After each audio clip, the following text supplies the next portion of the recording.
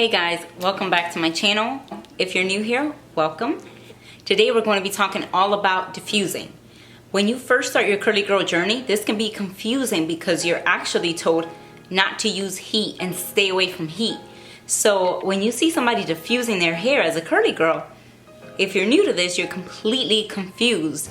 You're like, wait a minute, I thought I was supposed to stop using heat. What's going on here?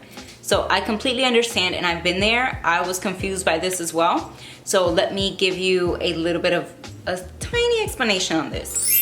Basically, yes, you do want to stop using heat as far as straightening, blow drying, flat irons.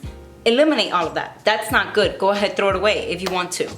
But you will need a blow dryer and a diffuser if you want to create more volume in your hair. Yes, some girls do completely air dry their hair, and that's completely fine. My hair is not the type that I love when it air dries. I think when it air dries, it looks a little bit more lifeless. It doesn't have as much body, volume, and just flair to it. So I prefer to diffuse. Now, if you're going to diffuse, there's a couple do's and don'ts that you will want to follow, and I'm going to share with you what those are.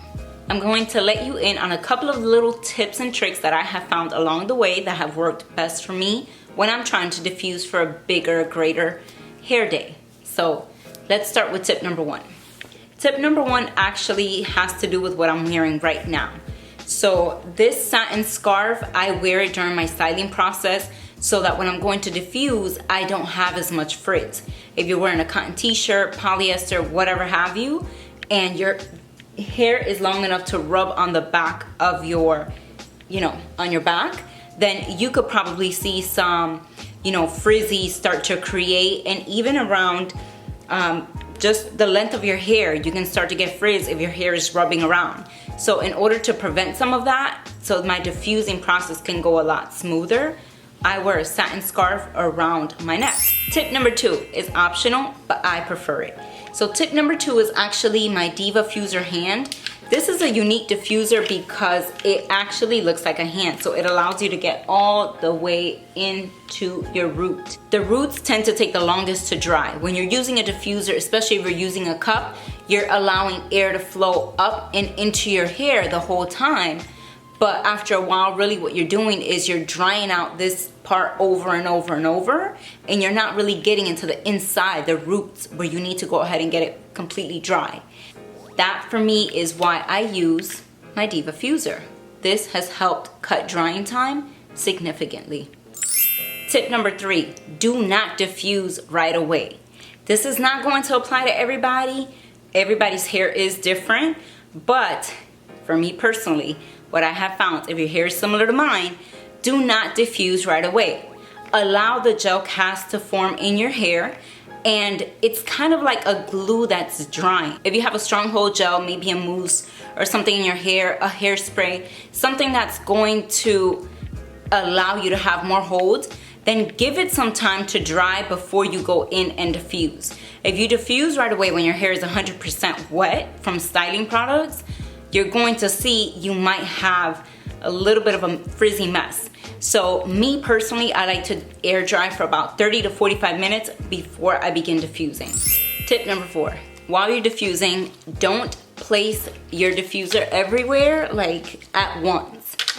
If it's still fairly wet, place it in one spot, leave it there for a few seconds, then wait. Yes, just wait. And then move on to your next section. While it's still wet, you don't want to be moving around your diffuser a lot because you will frizz up your hair. So just give it some time and be patient. Tip number five, do diffuse upside down. If you're looking to have volume in your hair, the more time that you spend upside down, the more airflow that's going to go in there, and just secure it while it's facing the opposite direction. I don't know why, don't ask me why, but I always find that my best hair days, my most volume comes from me diffusing upside down. If you're going to diffuse and you want to avoid heat damage as much as humanly possible, don't use the highest heat setting on your diffuser. You want to make sure that you're using medium heat, medium speed, and every other second you are pressing the cool shot. Now there are some people that like to completely diffuse with cold air. I'm not one of those persons, just because I need to speed up the drying process. So this is how I alternate between not having any heat damage but still getting the job done quickly. Next tip, you guys are gonna think I'm extra for this, but use a different diffuser to dry the length of your hair. Why do I do that? I rather dry the roots first and then go ahead and diffuse the bottom. So this is actually an Extava diffuser. It's only about $15 or so on Amazon. I'll link it down below so that you guys can purchase if you want. I personally love both, and there's not one or the other that I prefer the most. This is my favorite for roots. This is one of my favorite for the length of my hair. Now, I did used to use a curly coat diffuser a lot when my hair was shorter. I found that because of how big this diffuser is, and I did break a piece of it off, it fell, sorry.